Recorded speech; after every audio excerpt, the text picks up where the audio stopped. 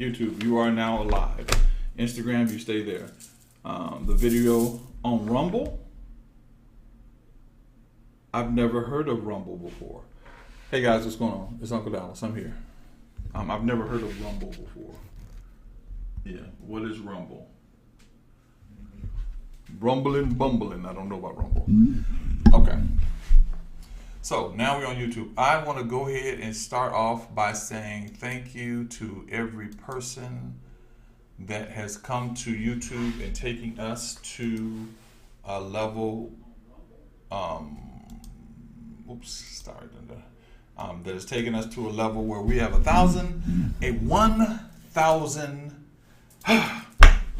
Hey guys, it's Uncle Dallas. I'm here. Welcome. Now, let's get started because we've been having some rumbling, bumbling, trying times to do it. So, to start over again, what do you do when you've tried everything and those things didn't work? What happens? What is that thing that takes place in your brain? You're going, what in the world am I supposed to do? I'm going in a direction. I can't hear God. I don't know whether God is speaking to me or not. I don't know anything. What I am attempting to do is do something, but I don't know where God is. How do you do that? How do you do that? Where do you make your stand? Where do you take the opportunity to do that? So I'm going to share with you a couple of things that you pay attention to when it comes to going to the next level when it comes to God. Now, first thing you have to realize is anything that you do for God has to have a purpose and has to have a direction. I don't care what it is. It has to have a purpose and it has to have a direction. So you have to put yourself in a position where what you're looking for from God lines up with a purpose. It may not be God's purpose, it may not be your purpose, but it has to line up with a purpose. Why? Because anything you do and you want to make manifest something, it has to have a level of agreement. Most of us believe that agreement is me and somebody else, but the agreement is in the triune parts of who you are. Okay, so let me see if I can get this done for us. Yeah, let's see if I can get this done for us. So we're going to take this to see if this is going to work. Okay, right there. All right. So right here, you have body, you have mind, you have spirit. Now see that? Okay. Body, mind, spirit. Now for total manifestation, all three of these, well, I'm doing this right here. All three of these have to line up. For total manifestation, all three of those have to line up. They have to come into line. Okay. Here's what the challenge that happens is. Number one, most of us live in this place right here. We live in our mind. And that's what they want you to do. They want you to live in your mind. Because if you live in your mind, you create things according to your circumstances, according to your situation. If you live in your mind, you create things because they look right, they feel right, they sound right. If you live in your mind. So when you are trying to manifest something, when you are kind of stuck in this position where you're wondering what should you do and why should you do it, you go to your mind. And most of us go to that place because that's the most comfortable place because we've lived there for so very long. And so now what you do when you're living in that place, what you find yourself doing is trying to figure out, how do I make something happen when my mind says no, it's not going to happen, and when it's going on. So I want you to do that, and I want you to look at the fact of what you're doing, why you're doing. Why are you doing that? You follow me? What is the purpose of what you're doing? Why are you making this happen? Why are you doing what you're doing? Why are you in this position? Why are you with this young lady? Why are you with this young man? Because the basis of why you do that puts you in the position where you begin to understand the motivation and why it's not coming and why it's not happening. You follow me? So why are you doing it? Why are you in this position? And when you understand that, you understand how to get to the point of moving forward. Okay? So, there's a passage that says, trust in the Lord with all thy heart and lean not to thy own understanding. In all thy ways acknowledge him, as another scripture, and he will direct your path. It's hard not to lean to your understanding because we want to make logic and rationale of everything. We want to make sure that everything in our lives makes sense to our mind. Why? Because we live here, right in this little area right there. We live there. And because we live there, we think that everything that goes into that lives there. Everything does that. It does not live there. Most of the things that you think live there actually don't live there. Got it? Okay. So in this process, we go to this passage. And in the passage, it says this. It said, be not afraid, nor be dismayed by reason of the great multitude, for the battle is not yours, but God's. Now, here's where we're going to go. When you understand covenant, you understand that God put you in a position to have everything that you want in your life. There is nothing that he's told you, no, you cannot have. There's no level you cannot be a part of. And there's nothing no one can stop what you're doing. Did you know that? Did you know that? Because I need you to understand that, because what's happening is most of you are being convinced that you are not worthy of what you should get. And so what happens is you take something that's a little bit lesser. And so when you do things like manifest or try to manifest things, you only manifest those things at the level that you feel you can have them. I don't know, guys. I don't know. So in the process of that, he says, be not dismayed. Now, what is that? Be not confused. Don't be afraid. Don't be afraid. Don't wonder about that. Don't let the bigness of this thing happen. You are in,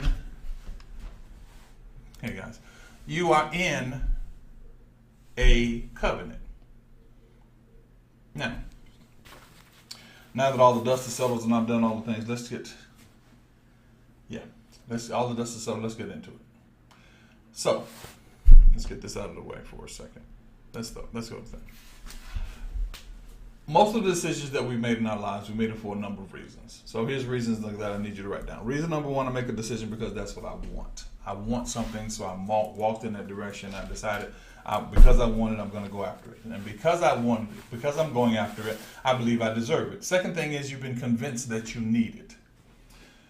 The biggest trick of the enemy is the convincing that you need something that does not make your life any better. For example, those of you that are trying to lose weight. You're trying to lose weight because you've been convinced that your weight is big, and because you're over a certain size, that in turn means you're not healthy. That's not always true. The second thing is you've been convinced that you do not have third thing, you do not have the capabilities to fix the problem. So what happens is I've got to make you feel weak, then give you the power to feel strong. The fourth thing is, number 4, is the fact that you're confused because you don't understand everything about the problem. Fifth thing is you're fighting the problem by yourself. And I can go down over and over and over and over and over again, because what's happening is you've been convinced that this thing is insurmountable. But there are 2 things you have to realize in any situation that you're wondering. You have to realize that there is a possibility of loss at the level of a possibility of gain. Let me say that again. There is a possibility of loss at the level of the possibility of gain. You want to grow spiritually. You want to know more about the Spirit. You want to operate in a higher level of the Spirit. You want to see God move like you've never seen God move before. What happens is you're going to have to sacrifice the belief system that you have right now. Why? Because the belief system you have right now is for the situation you're in right now. So what you believe right now may not be what's necessary for the next level. What you believe right now may not be what's designing you for the next level. It may be why there's pressure. It may be why there's a press. Because you have belief systems that you had since you were a little girl or a little boy, and now as you grow up, those belief systems have held you down. You have the capabilities to do things. Right now, you have the capabilities, let's say hypothetically, and this has happened to me, you have the capabilities to go buy you a new car. Not lease it, not rent it, buy you a new car. But your mindset says, well, I was always taught this. So when my wife met me, I had 3 pairs of shoes, a brown pair, a black pair, and a pair of tennis shoes. It was grilled into my head. You don't need but 3 pairs of shoes. You need a black pair, a brown pair, and a pair of tennis shoes. So when my wife came and said, how many pair of tennis shoes do you have? I looked at obviously 1. Now, that was not my capabilities. I could have bought 100,000 pairs of tennis shoes. But I was so locked in this mindset that I was causing myself to walk in a spirit of poverty when it didn't even look like poverty. because I had everything I wanted. So poverty for me meant I had some money. Wealth for me meant I had some money in the bank. Money was making there. And it meant that I had to stay at this minimal life that I live. And so I stayed at this minimal life. I liked other pairs of shoes. I liked those things. But my brain would lock off and go, no, that's not the way you live. Some of you are beautiful people. You're great. You're wonderful. But your father or your uncle or your dad or somebody said that you were ugly at one time. So what happens is you're battling these things, and this is how you make the decisions to make movement. You don't make movements according to freedom. I said yesterday in the YouTube yesterday, I said be free. Be free. Why? Because here's the challenge. We live a life as if we know what tomorrow is going to bring. We live a life that we plan for a life that is not guaranteed. God forbid, and I pray covering over everybody. God forbid something happens to you tomorrow. Tomorrow, boom, you have a heart attack. You never made it on the vacation you wanted to go to. You never made it on the trip you wanted to do. You never made it to hang out with the friends. You never did anything. You were still stuck in racist situations and all these circumstances around you. And what happens is your decision-making powers have been sculptured according to your brokenness and not according to your freedom. So you don't feel free anyway. The whole world feels like it's on your way. And you don't have but one child and one cousin, one auntie, one brother. You feel like the world is about to crush you. Why? Because you take responsibilities that have nothing to do with your destination, that do nothing but bind you to your present situation, and you don't know what to do about it. So this thing is huge. Why? You got pressures from your mama. Your mama wants this. You got pressure from your daddy. Your daddy wants this. You got pressures from your sister. She wants this. And everybody wants this. But the key becomes, have you taken the time to say, why is this movement not happening the way I want this movement to happen? You think it's because of money? Ladies and gentlemen, I have friends that have money. Money does not make you happy. Money makes everything easier to do, but it doesn't make you happy. So it's okay to have money. But if you don't have a destination, you just a person that's walking around waiting to be robbed. And not somebody stealing it, but waiting to get an opportunity with somebody to take that from you. How is your relationship with your husband? How's your relationship with your wife? How's your relationship with your children? Now, if I say how's the relationship with your husband, it's not the fact do I do everything my husband says, do I do everything my wife says. It's the fact do we have a place where we can flow from point A to point B. Do you have friends? And if you have friends, are you worried that the friends are bad friends or good friends? Can you not look at a friend and say, I want to tell you this, you think, oh, I can't tell that to Dallas, bro. Dallas, man, I don't know about that. Is your environment conducive for the next level of your life? Is your environment conducive for what you're praying for, what you're asking for, what you're believing for? This world is yours. Go do everything you want to do. And like I said yesterday, just give your spirit, and I said God yesterday, but I'm going to say something. Give your spirit vetoing power. Meaning that if you wake up tomorrow, this is what I tell you, create your atmosphere. You wake up tomorrow and say, man, I'm going to go ride my bike. And your spirit says, no, don't do that today.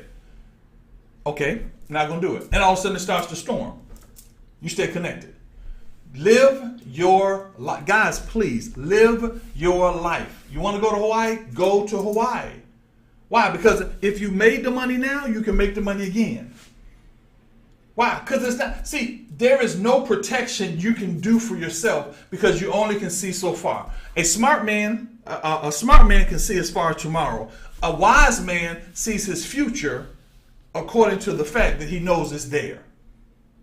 A wise man sees his future according to the fact he knows it's there. Now, what does that mean? That means I build my life for my future, but I don't build my life destroying my present and then and remembering my past. I don't destroy my life. I don't destroy my present by bringing my past up. It's over. It's over. Go do something for yourself. Why? Because I know so many people in my past life that were, did I say don't go to your past? Did I say past life? I know people in my past life. I have a friend of mine that made a lot of money. Right out of high school. Right out of high school. He had businesses all in this particular city we lived in. He built businesses, and somebody walked onto his parking lot, bam, shot him in the head. Because of his decisions. So the Mercedes he had, the houses he had, the car, the businesses he had, all that stuff was a waste of time. You are now held back by the things that you fear are going to get you. And your reality, my friends, is a reality that you created. Because we think we're smart. I do. I think I'm smart. So I'm putting away a nest egg to do this and a nest egg to do this. But if something happens to me and my wife tomorrow, I just put away a nest egg and I'm not going to ever get to do it. So he said, be not afraid, nor dismayed, Colossians, be not afraid, nor dismayed by the reason of this great multitude, for the battle is not yours, but God's. Now, here's how that's going to be deep. Your life has a path. And according to that path, there are certain things that are in your life. Right now, if you were supposed to be a person that was an apple seed guy, you wonder why everywhere you go, people want to give you apples. Everywhere you go, you see apples. Why? That's an apple seed guy. You're a guy that raises apples. Your life, he said, this is not your battle. Now, let me take this and tell you how this is how you should read this. Be not afraid of the stuff by reason of that big stuff in your life, or the great multitude of things. For the battle is not yours, it's spiritual. Your battle is spiritual. I don't care what church you go to. I don't care what belief you have. You are spirit. And that spirit tells you things. That spirit tells you things. That spirit makes you feel like you should go in directions and other directions. I'm advising you to cultivate that voice. Cultivate that spiritual voice. You think you're here by chance. No, my friend, you're not. You're not here by chance. You're not here because it was a mistake. It's not here because I just kind of happened to feel like doing something. You're not here because of that. You're here because, oh my God. Good morning, my brother. He knows who I'm talking to. You're not here by chance. You're here by reason of there is something that you need to hear. So here's what you need to hear. Don't live according to the life that you create as a reality. Live according to the life that's in your spirit. It's been there the whole time. If you look at situations that seem to be situations that you would normally make a decision in a different direction, but you went to another direction. I would normally eat ice cream, but for sometime today, I want chocolate on my ice cream. I don't know why. Something in your spirit says, okay, this needs to take place. So if you cultivate that voice, you cultivate that mindset, you cultivate that direction, it'll take you to a better place. Why? Because you're not going to lose. I know it feels like a loss right now. I know it feels like it's going to be crazy, but you're not going to lose. What about my cousin? What about my daddy? What about my uncle? You're not going to lose. Why? Because what's inside of you is not determined by your past. What's inside of you is determined by your next level. So it's not your battle. It's a spiritual battle. And what the battle you're having is not something that's going to attack you or bring you down. It's something that you say, I'm either going to be free or I'm going to be bound. Which one? I'm either be free or I'm going to be bound. I'm dealing with that right now. I'm either going to be free to be who God called me to be, or I'm going to be bound by what everybody thinks about me. Say that again. I'm either going to be free according to what God called me, or am I going to be bound by what everybody thinks about me? And some of the everybody thinks about you, ladies and gentlemen, have absolutely nothing with the people around you. It has to do with the fact that everybody, because you're black, you should be hated and police are going to kill you. Because that you're white, you're supposed to feel like you have some type of supremacy. And so all these things are valid in this dimension. Let me help you out with this now. All these things are valid in this dimension. In this dimension, everything is valid. In this dimension, in the mind dimension, white people hate black people. In the mind dimension, the Church of God in Christ don't like the Church of Christ. In the mind dimension, old don't like young, smart don't like. In that dimension, in the mind dimension, you are bound. You're bound by what your mind feels, by your emotions. In the mind dimension, you better hold on to every dime because you never know what's coming on in this world. In the mind dimension, your wife is trying to get over on you. Your husband's trying to get over on you. Somebody's going to con you. Somebody's going to... In the mind dimension, you're a mess. You're a mess because you're moving by the sensitivities of your mind. In the mind dimension, I don't feel like working today. In the mind dimension, why is my people too? A lot of people say this to me. Why don't? In the mind dimension, you live in the mind dimension, and that's the mind dimension. Let's get to the next one. The body dimension. This one down here. This one, the body dimension. The body dimension is the worst of them at all. Because what the body dimension does is simply a response unit. It means somebody does something to me, and I'm going to do something back. Because the body dimension, the physical dimension, is the most primitive of all the dimensions. Because what the physical dimension says, you get me, I get you back. The mind dimension holds your guilt. Do it this way. The mind dimension holds your guilt. Oh, okay. I had one of the young ladies said, she said, oh, but my mother says this, and my mother says this, and my dad says this, and my dad said this. I said, sweetie, you're a grown woman. Make your own decisions. Listen, anybody that can come to you and instantaneously make you angry, they're in control, you're not. Simple as that. When somebody gives you something, ladies and gentlemen, I say this from the parent direction and from the kid direction. Let's say from the parent direction. You start with an adolescent, a baby, what they call an infant. They go from an infant where they depend on you for everything. They go from a child where they start to learn how to do it themselves. An adult where they get to the point they are doing it themselves. So you go from an infant, you're a mother. Child, you're a teacher. Adult, you're a parental advisor. You're an advisor. You're an advisor right now. You're a mother, a dad. You become that. In the second stage, when they are old enough, you become a teacher. Train them up in the way that they should be. You're a teacher. In the adult stage, you're an advisor. You are not the same parent you were when they were little. Same situation in reverse. She's your mother when you're an infant. She's your teacher. He's your mother when you're your parents. They're your mother. They're your parents as a child. They're your teacher as as an infant. They're your parents as an infant. They're your teachers as a child. They're your advisors as an adult. Stop making them your life. Well, I know the Bible says honor thy father and mother. That is not honoring your father and mother. Would you like to know the definition of honoring your father and mother? I will do it. You say yes. Do you want to know how to honor your father and mother? Especially all my Catholic people, because you guys carry so much guilt. It is crazy to me. Do you want to know how to honor your father and mother?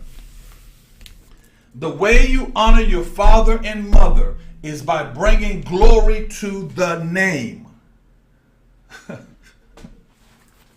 The way I will show you biblically. I will show you biblically. The way you honor your father and your mother is by bringing glory to the name. So that when they look at you and they say to them like, oh my God, that's Uncle Dallas's little boy. He's playing pro ball. That's Uncle Dallas's little girl. She's a doctor. That brings glory to the name. And so what happens is that's an honor to me. That's how you bring that. Check it out. Check it out. So let's do the account in John the 17th chapter. John 17. These words spake Jesus as his eyes were looked toward heaven. Now, hear me again. Is that Christ? No. That's Jesus. Why? Because there was a promise on Jesus' life. I've been trying to tell y'all this whole thing about Jesus is going to change up. There was a promise on the life of Jesus. Check this out. He said, these things spoke Jesus as he lifted his head toward heaven and said, Father, the hour is come, glorify thy Son, that thy Son may glorify thee. As thou hast given me power over all flesh, that I will show and give an eternal life as many as you should give unto me. And this eternal life, that thou might know that all these in thou might know that you are the only true God, and Jesus Christ, whom thou hast sent. Never mind, I'm gonna get into it. Jesus Christ, whom thou hast sent, is his Father. Is his Son. Okay? I have glorified thee on earth. I have finished the work which thou givest me to do. And now, Father, glorify me with thy own self, with the glory which I had before the worlds were. He said, God, I did everything you want. Now give me what you said you were going to give me. I have glorified you. I have honored you. I've honored your wishes. I've done everything. Guys, there comes a point where you did what mama said, you did what daddy said, you did what auntie said, you did what uncle said. When you have to say, this is the time I separate. This is the time I go to the next level. This is the time I live for me, not living for mom and dad. That's for all my people that are living under the guilt of what that. That's for all my mom, all my daddy's boys. My mom. Listen, break that mess. When you get to the point, your mother and father, at the point that you are a grown man, they're advisors. You don't have to do what they said. I don't care if they saved you from a bullet being shot in your head. I don't care if you were about to fall off the tree and break your neck and your daddy caught you. He did that to glorify the name of Dallas, or to glorify the name of Underwood, to glorify the name of Patterson. That's how you honor your parents. So let that mess go. Y'all ready? Can we take it deeper? Do y'all want to go deeper? Y'all want me on YouTube? So let's go deep. That's how you honor God. You don't honor God by walking around trying to live everything in this book. That's not how you honor God. You honor God by living a life and bearing fruit. Let's go to the 15th chapter of John. Why are you stuck? Because you're trying to honor something that doesn't need honor and not living the life that you're supposed to live. Check this out. John 15:7 says this, if you abide in me and my word abide in you, ask what you will and shall be given unto. Herein the Father is glorified, that you bear much fruit. So shall you be called his disciples. He said, if I abide in you and my word abide in you, you can ask what you will, because the glory that I give you is the glory that says, hey, how do you honor God? I worship you, Lord. I worship you, Lord. Listen, let me break something down to you. If you worship and don't do nothing, you're not glorifying God. You're just satisfying the fact that you need somebody to worship. If you're not doing the work that he lays in your heart or lays in your spirit, you are worshiping someone that you feel like you need to worship because you feel like that's something you need to serve. You need to get that off your chest. You need to check that off your calendar.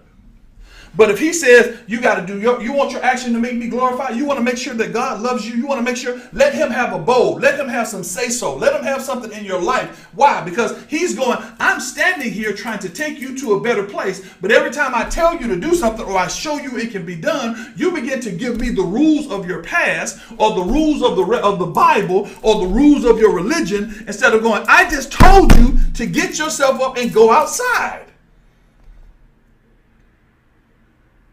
And then you go, I want to honor God. You want to honor God. We thank God for grace.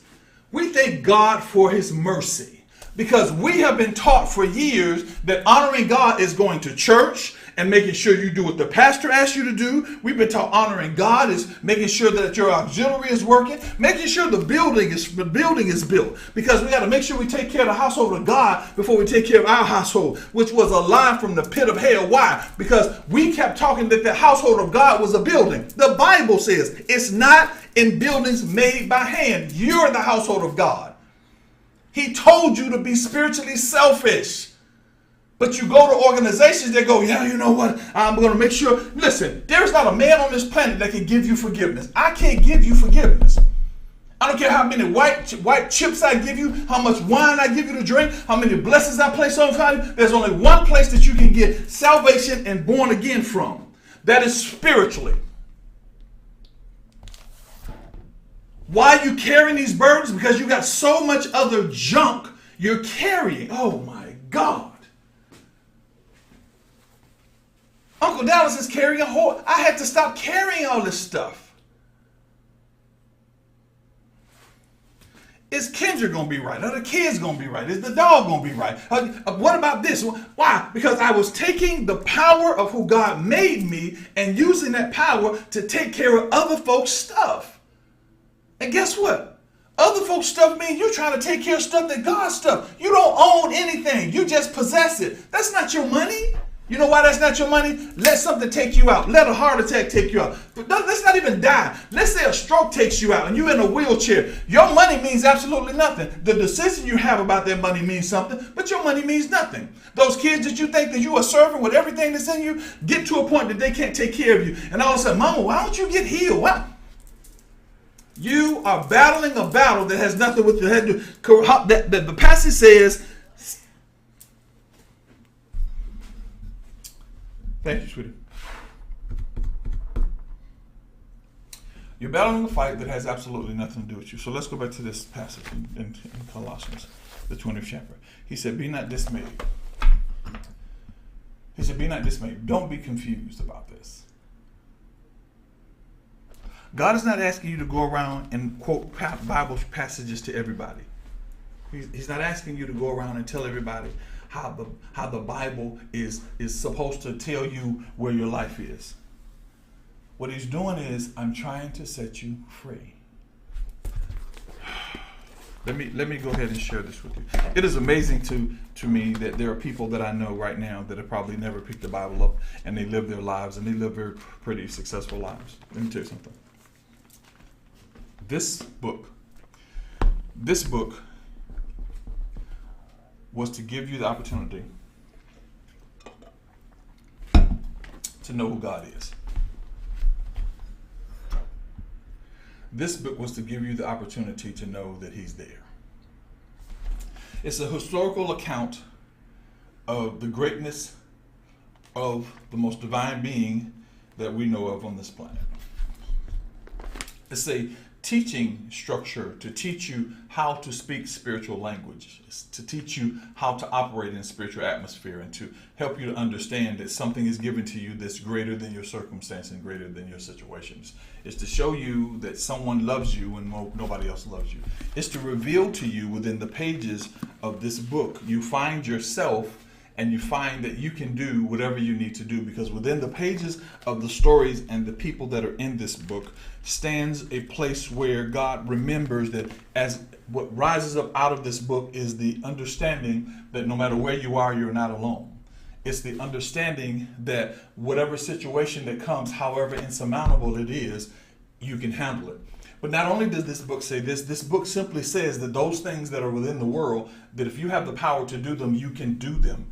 Because whatever you sow, you're going to reap. So it also says that it's okay to go to places you've never been. It's okay to go outside.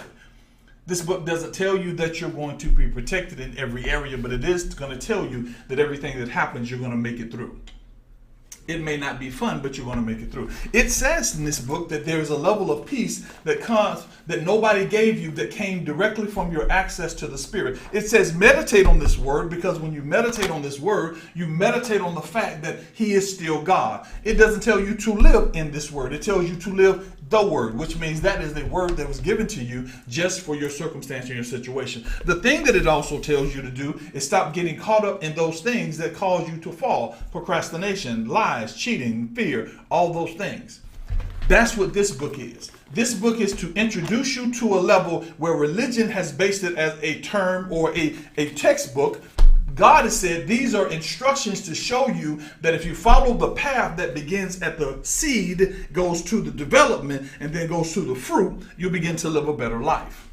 So for you to stand and try to quote me 5,000 scriptures out of this to justify the fact that you are spiritual simply shows me that you're immature. Because even in here it says, faith without works is dead. So if you're quoting scriptures to me and I don't see any works or any manifestation, you are not only wasting your time, you're putting yourself in a position where you show me your immaturity. This is why Uncle Dallas does not debate with non-spiritual people. Why? Because you're living on the carnal level and I'm living in the spiritual level. You're not going to understand what I'm telling you, because what I'm telling you has nothing to do with the connection to your mind, connections to your body, your circumstance, your situation, the people that like you, the people that don't like you.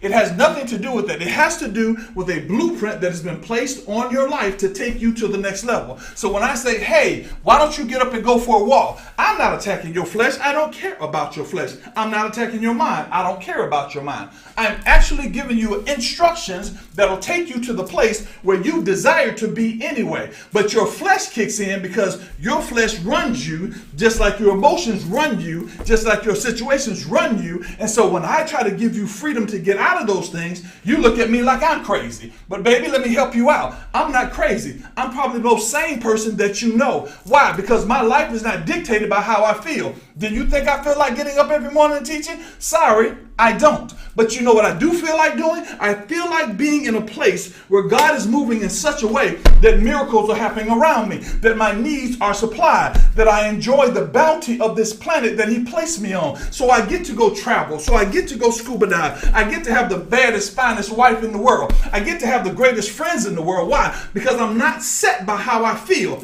I move by what my spirit tells me. I move by how my spirit tells me. Yeah, baby, it's Sunday. It's time to preach. So I move by how he shows me what to do. I don't move because you like me, honey, because what you like about me is the things that you probably hate about me when I get on your nerves. But what I do is I move by attachment to the spirit. Attachment that will not change, that not move because people don't like me. That won't move because people don't understand me. Won't move because I'm black, because I'm white, because I'm tall, because I'm sexy or not sexy. It moves because I got a God that sits in my life that makes sure that no matter how it works out, honey, I'm going to be all right.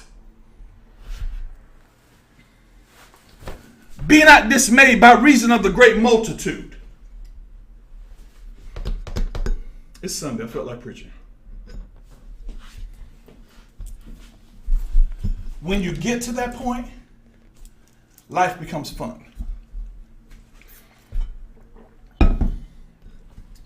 When you get to that point, you stop holding on to things that you really never liked dealing with it. You stop holding on to things that became a struggle. You just a struggle, and it's more of a struggle and more of a struggle. You stop holding on to that stuff. But there's something in your mind that says, I gotta keep it. I gotta hold on to it. There's something in your mind because you believe you know tomorrow. There's something in your mind that says you gotta hold on to it. And so what happens is you think that you were really smart because you held on to it. But in actuality, God was saying, if you let that go, I'll give you something better. Why? Because you are holding on to things that are attached to the mental state or attached to the physical state. Now, let me help you out.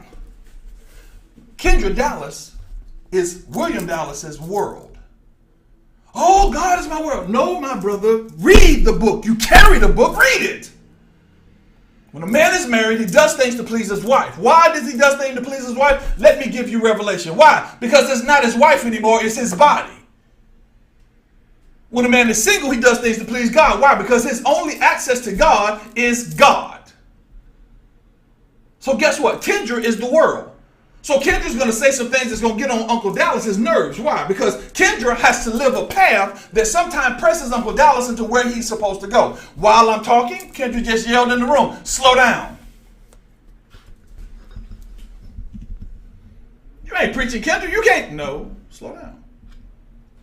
Why? Because she's here with me.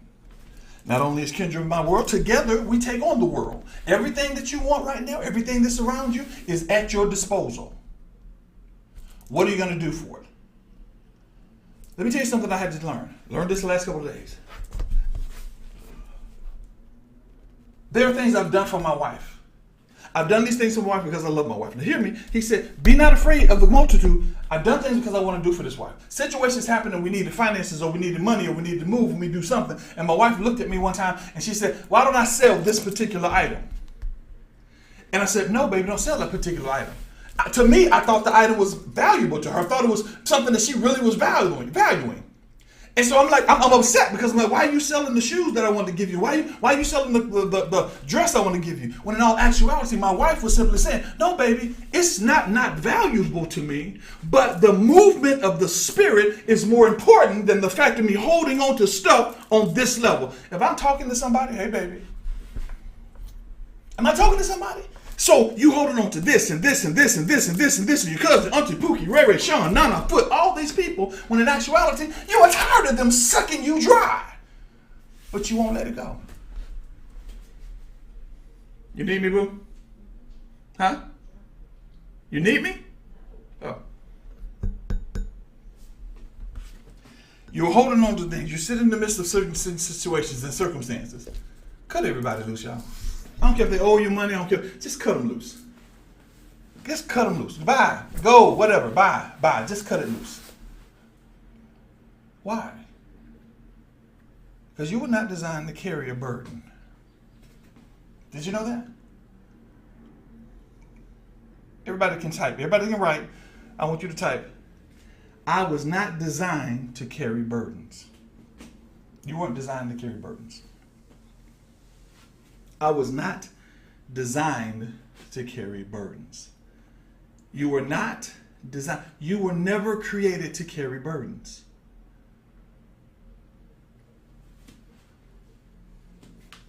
You were conditioned to carry burdens. You were not designed to carry burdens. You were conditioned to carry burdens. Why? Because other people that didn't want to carry burdens wanted to give the burdens to you so they wouldn't have to carry the burden. I always tell this story about recycling. I told you my wife and I are scuba divers. And my wife's biggest thing is she wants to save the whales by recycling. So she recycles. Great idea. But it seems like the plastic is still getting into the oceans. So one day the Lord spoke to my heart and he said, do you think that you recycling helps the oceans? I said, yeah, Lord, I believe so. He said, but you don't have a processing plant. So it has nothing to do with you recycling. It has to do with the person that you give it to. They have to then recycle it. So if you give them all the plastic, which makes them feel like they can start a business and then they can still put the plastic in the water, why is the burden on you? That's it 101. Burdens have been placed on you because people believe that's just the rational thing and the logical thing to do. I raised you, so you need to know. No. If you never had a child, that's how you live your life. And in that, you give me advice according to that. You're not designed to carry burdens. You are designed to be a CEO and what does I always tell people? The God over your situation. That's your design. You're designed to be the God of your situation. Got 3 minutes. And the reason you're designed to be a God of your situation because as you submit to God and the Spirit of God, He gives you structures and information and formulas so that you can run your life. So when you see things that are trying to come and burden you down, no, you're not designed to be burdened. You are not designed to be burdened. I'm fine. Bring me passages, bring me scriptures. Let's interpret the scriptures and let us get understanding with the scriptures. But bring me the actions of what you're doing right now. Show me that. Show me where God did something in your life. Show me that. Show me the fact that you said, well, I'm a Hebrew Israelite, or I'm a Baptist, and I'm a Church of God, or a Church of Christ, a Church of this, a Church of that. Show me what you've done to enhance your connection to God. Man, I prayed this morning. I have a friend of mine, named Clifford. Clifford has passed away. And Clifford and I used to have a little contest. And the contest was see who can get up in the morning on a consistent basis. Who's going to do it more? So every morning at 5 o'clock, from 5 to 6 o'clock, I get up and pray and call Clifford after 6 or 7 and say, I prayed this morning. What about you? I prayed this morning too. And we kept going and kept going and kept going. And we encouraged. So by the time Clifford and I had been doing it for about a month, all of a sudden Clifford called me and said, I prayed this morning and God revealed this to me. I prayed this morning and God revealed this to me. And all of a sudden, that challenge that we have toward each other took us into a better place in God. So Clifford never called me and said, hey, I bought me a new watch. I'm going to be a watch person. Clifford didn't call me and say, hey, I got a new car. Clifford called me to say, hey, guess what God said to me this morning? You know what happens to a lot of us? We're so busy wanting to tell people that we hear from God because it's something that's inside of us that we never put ourselves in a position where we encourage people that don't hear from God.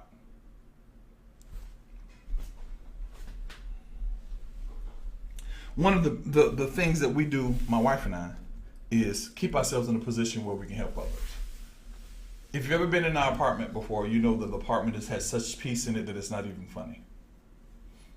But everybody right now is isolated, and we all hold ourselves together because we're protecting ourselves from whatever the situation that may rise. When in actuality, God has given us the power to pour into somebody else. See, when you get something from me, right now, everybody that got this and took your notes, when you get something from me, call somebody that doesn't know about me. And don't tell them what I said. Tell them what you got from what you just heard. Try that. See, when we talk about go and share the gospel is not about you telling them you know more Bible than they do. The gospel is showing them that you have a life that they should want. So you call up somebody and say, you know what, dude? What did you do this morning? I learned something. I learned that I was not created to carry burdens. I was conditioned to carry lies. I'm sorry, I didn't say the last part of that.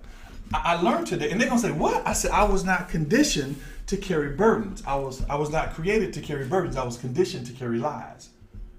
So they would tell me something and make that thing my reality, which was actually not true. So I was not conditioned to carry burdens. I was not created to carry burdens. I was conditioned to carry lies. So I have to make sure that I get rid of all the lies out of my life instead of giving opportunity to what I was created to do. It's 11:01. It's 11:01. Yeah. Share it with somebody. Share the video. Just take the video and say, dude, you need to see this video. You need to see this video. You need to see this video. This video will help you in your manifestation. See, here's what I try to do with these videos. No, here's not what I try to do. Here's what I do in these videos. I stay in the middle where I stay according to the Spirit. If I say something outside and it may touch on a religion, it may touch on a ritual, it may touch on that, it is not because I hate it. It's not because I'm angry. It's not because of any of those things. It's simply because I gotta shake you from over here. Those of you that know me know I'm shock and awe. That's me. I'm shock and awe. Why are you standing right there, woman? Those that know me know that I'm shock and awe. You bringing me something? Okay. I'm shock and awe. So I may say something that may shock you, but I'm going to make sense out of it. Those that know me know that I don't have a problem with churches or pastors because they're simply people that have lived their life and they're trying to live a life for their family. And it's okay. I'm not mad about that. I don't really care if you decide to live your life for your family, you decide to pastor. But I believe that you should understand that being a pastor has a mantle. It is not a job. Pastoring is not a job. Pastoring is a mantle. It is something you put on. I don't have my mantle. I don't have a mantle. I don't have a mantle. I'm going to get me a mantle, y'all. And when I'm my pastor, I'm going to put it on a cape and kind of move like Dr. Strange and go, praise the Lord, hallelujah. It's not a job. You know what your job is? My job is to be a child of God. My job is to carry freedom and peace and offer it to whoever desires. My job is to let people know there is a better standard of life. You can live at a higher standard. That's my job. So my job means if you don't call me William or don't call me pastor or don't call me apostle or don't call me whatever you call me, my job is to make sure that God knows that I shared life with you and that I wasn't caught in how you called me or how you referred to me or what you said to me. Because all that does is limits what God can do for me. Because if God calls me William and I go into places where William is, people that don't understand the ministry that we call the fivefold jobs, the 5 jobs that you can have in the church, then I can go places. I went to Krispy Kreme one time. I'll never forget this. And when we went to Krispy Kreme on Atlanta, matter of fact, on Riverdale Road, Krispy Kreme on Riverdale Road, Atlanta. Drive in, then I'm going to go, guys. I'm going to get off this and I'll go to my TikTok and my Instagram so that we can talk about this. I'm driving down the road, and while I'm driving down the road, the Krispy Kreme light comes on, and I love Krispy Kreme. At that time, I did. Whooped in, Jeep almost cut me off getting in there, and while in there. So I'm in there, and it just so happens, because God is amazing, it just so happens that the guy behind me was the guy in the Jeep. So we're standing in line, and we're watching the oven cook the donuts. And the smell is coming in. It feels like almost you're about to go into a heavenly bite because you can almost taste the donuts as they're cooking because you can taste the smell, and that taste kind of just takes you into a whole nother spiritual place. And so this young man is standing beside me and he says to me, he said, welcome. And he said, welcome. He said, you're tall. I said, thank you very much. Don't know if any of you know how big I actually am. I said, thank you very much. He said, what do you do? I said, I'm an evangelist. He said, oh. Ladies and gentlemen, he looked at me and said, what's that? I said, what? He said, what is an evangelist? I thought he was joking. Because in our mind, we think everybody in the world knows everything that we know. This wasn't that big. I said, well, what I do is I go share life with people through what I teach and the principles and the concepts of the Bible. He goes, He said, evangelist. He said, so what life can you share with me? Now, that could have went differently. Hey, what do you do? I am called of God. Moved down from the moon. I am an evangelist of the Most High God. Brother, do you know who Jesus is? Have you gotten saved? Have you been baptized? Are you in a position where God can use you in every area? Are you stuck in the positions where gospel has to be spoken, or Jesus has to be there, or opportunities have to be there so you can preach, or opportunities for you to sing your song? Or are you in the position that no matter where you go, you share life and light with people? As some friends, as a matter of fact, some of the mentees, I don't call them mentees anymore. Some of the family members that I mentor came over yesterday. We had dinner and hung out. We had so much fun. We had fun.